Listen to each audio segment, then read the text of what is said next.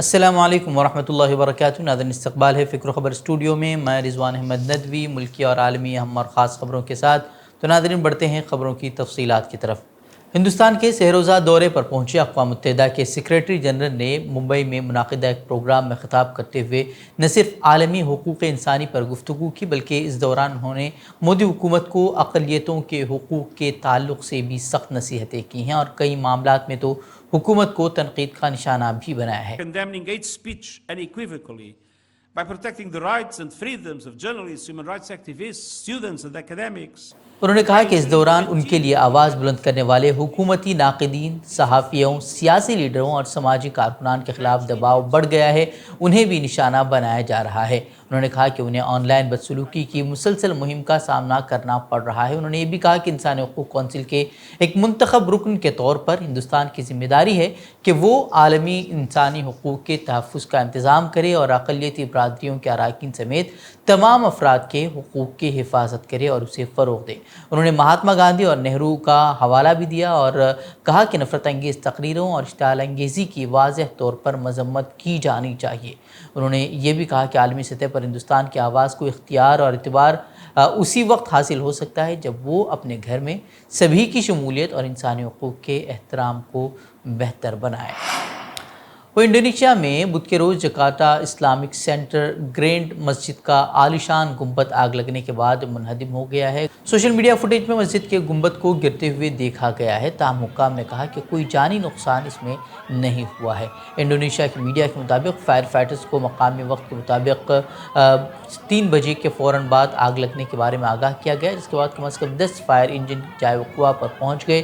Video footage میں مسجد کے گرنے سے عین قبل اس کے گنبد سے آگ کے شعلے اور دھواں جو ہے وہ اٹھتے ہوئے نظر آ رہا ہے۔ آگ لگنے کی وجہ تاحال معلوم نہیں ہو سکی ہے۔ وہیں میڈیا رپورٹس کے مطابق اس وقت جو ہے اسلامک سینٹر کی تزئین و آرائش کی جا رہی ہے۔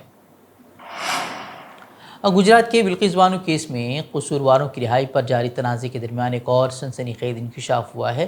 وہیں خبروں کے مطابق داؤد کے ایس پی نے بلقیس بانو اجتماعی عصمت دری کے 11 میں سے 10 قصورواروں کی رہائی کو لے کر پازیٹیو رائے بھلے ہی دی تھی، لیکن پولیس ریکارڈ سے پتہ چلتا ہے کہ بلقیس کے 2 قصورواروں کے خلاف پیرول کے دوران بھی کیس درج ہوئے تھے۔ ان میں سے ایک کے خلاف تو خاتون سے چھیڑ چھاڑ کے الزام میں پولیس نے کیس بھی درج کیا تھا۔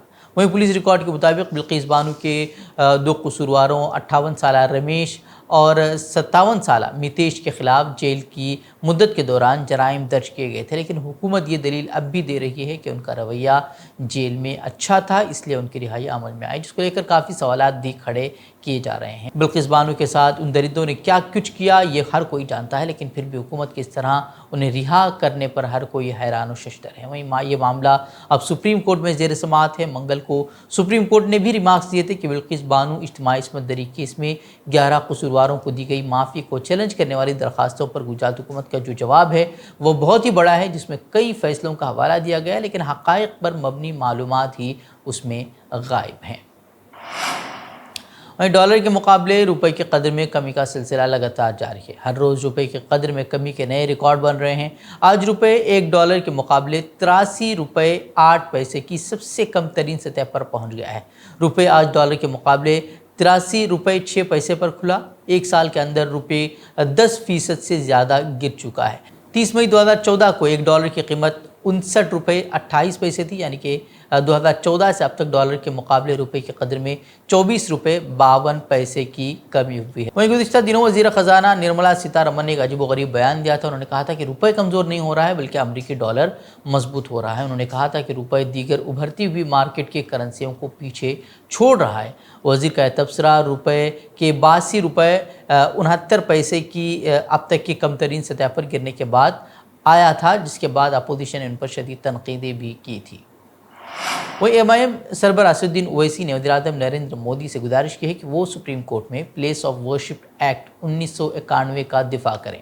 اس سلسلے میں وزیر اعظم کو لکھے خط میں حیدرآباد کے رکن پارلیمنٹ نے کہا کہ انہیں ایکٹ کا دفاع کرنا چاہیے کیونکہ یہ ہندوستان کے تنوع کو بنائے رکھتا ہے۔ اویسی نے ایکٹ کی آئینی حیثیت کو چیلنج کرنے والے عرضی پر سپریم کورٹ میں سماعت کے مد نظر یہ خط لکھا ہے۔ دراصل عدالت عظمیٰ نے اس قانون پر مرکزی حکومت سے اس کا رخ پوچھا ہے۔ اسد الدین اویسی کا کہنا ہے کہ جب اس قانون کو پارلیمنٹ میں پیش کیا گیا تھا تو اسے وقت وقت پر عبادت گاہوں کے بدلاؤ سے ہونے والے فرقہ وارانہ تنازعات سے بچنے کے لیے ضروری ترکیب قرار دیا گیا تھا، اسے اس امید کے ساتھ ایک قانون کی شکل میں نوٹیفائی کیا گیا تھا کہ یہ ماضی کے زخموں کو بھرے گا اور فرقہ وارانہ خیر سگالی اور بھائی چارے کو بحال کرنے میں مدد کرے گا۔ وہیں اویسی نے وزیر اعظم مودی سے گزارش بھی کی ہے کہ وہ ایگزیکٹو کو ایسا کوئی بھی نظریہ نہ پیش کرنے دیں جس سے آئین کے جذبات متاثر ہوں، جو کہ سپریم کورٹ کے فیصلے میں اور اس ایکٹ کو بنانے کے مقاصد میں منعکس ہوتا ہے۔ مہاراشٹر کے انسداد دہشت گردی اسکواڈ ATS نے popular front of India PFI کے 4 کارکنوں کو رائے گڑھ ضلع کے پنویل سے گرفتار کیا ہے۔ ایک اہلکار نے جمعرات کو اس بارے میں جانکاری دیتے ہوئے کہا کہ گرفتار ہونے والوں میں تنظیم کے ریاستی توسیع کمیٹی کے ایک مقامی رکن ہیں، مقامی یونٹ کے ایک سیکریٹری ہیں اور 2 دیگر کارکنان شامل ہیں۔ وہ اہلکار نے کہا کہ ATS کو حکومت ہند کی طرف سے PFI پر پابندی کے باوجود پنویل میں تنظیم کے 2 عہدیداروں اور کچھ کارکنوں کی ملاقات کے بارے میں خفیہ اطلاعات ملی تھی، جس کے بعد پوچھ گچھ کے بعد چاروں کو ممبئی میں ATS کی کالا چوکی یونٹ میں سخت غیر قانونی سرگرمیاں روک تھام ایکٹ کی دفعہ 10 کے تحت درج ایک کیس میں گرفتار کیا گیا ہے۔ انہوں نے کہا کہ معاملے کی تحقیقات جاری ہیں۔ مدرے کے 28 ستمبر کو مرکزی حکومت نے PFI اور اس کی ذیلی تنظیموں یا ملحقہ اداروں یا طلبہ ونگ پر 5 سال کی مدت کے لیے فوری طور پر پابندی عائد کر دی، حالانکہ PFI نے ان تمام الزامات کی تردید کی تھی، جس کی بنیاد پر حکومت نے تنظیم پر پابندی عائد کی ہے اور ان کے کارکنوں کو گرفتار کیا ہے۔ یوکرین میں بھارت کے سفارت خانے نے یوکرین میں رہنے والے تمام ہندوستانی شہریوں کے لیے ایڈوائزری جاری کی ہے۔ اس میں ہندوستانی شہریوں سے جلد از جلد یوکرین چھوڑنے کی اپیل کی گئی ہے۔ اس کے ساتھ ہی سفارت خانے نے کہا ہے کہ یوکرین میں جاری تنازع کی شدت کے پیش نظر ہندوستانی شہریوں کو مشورہ دیا جاتا ہے کہ وہ یوکرین کے اندر غیر ضروری سفر سے گریز کریں۔ قابل ذکر ہے کہ فروری کے آخر میں جنگ کے آغاز میں روس نے یوکرین کے دارالحکومت کیف پر بڑے میزائل حملے کیے تھے، تاہم روس نے اپریل میں یوکرین سے سخت لڑائی کے بعد کیف سے اپنی فوجیں واپس بلا لی تھی، لیکن کریمیا پل پر دھماکے کے بعد سے روس نے دوبارہ کیف پر حملے شروع کر دیے ہیں۔ سعودی عرب نے بیت المقدس کو اسرائیلی دارالحکومت تسلیم نہ کرنے کے آسٹریلوی اقدام کا خیر مقدم کیا ہے۔ سعودی وزارت خارجہ کا کہنا ہے کہ امید ہے کہ عالمی برادری بھی فلسطین کے معاملے پر انصاف سے کام لے گی۔ انہوں نے کہا کہ عالمی برادری کو چاہیے کہ بین الاقوامی قوانین کے مطابق فلسطینی عوام کی خواہش پر خود مختار ریاست بنانے میں مدد کرے، جس کا دارالحکومت مشرقی بیت المقدس ہو۔ سعودی عرب کی مستقل پالیسی کا اعادہ کرتے ہوئے ترجمان سعودی وزارت خارجہ نے کہا کہ سعودی عرب اپنے فلسطینی بھائیوں کے ساتھ ہے۔ واضح ہے کہ آسٹریلیا نے مقبوضہ بیت المقدس کو اسرائیلی دارالحکومت تسلیم کرنے کا فیصلہ واپس لے لیا ہے۔ آسٹریلیا کا کہنا ہے کہ وہ 2018 میں سابق وزیر اعظم اسکاٹ موریسن کی حکومت کے فیصلے کو تبدیل کرتے ہوئے مغربی یروشلم کو اسرائیل کا دارالحکومت تسلیم نہیں کرے گا۔ تو ناظرین تھی خبریں، مزید خبروں کے لیے ویب سائٹ www.fikrkhabar.com کی طرف آپ رخ کر سکتے ہیں۔ ویڈیوز کے لیے ہمارے YouTube چینل کو سبسکرائب کریں۔ تو ناظرین اجازت دیں۔ السلام علیکم ورحمۃ اللہ وبرکاتہ۔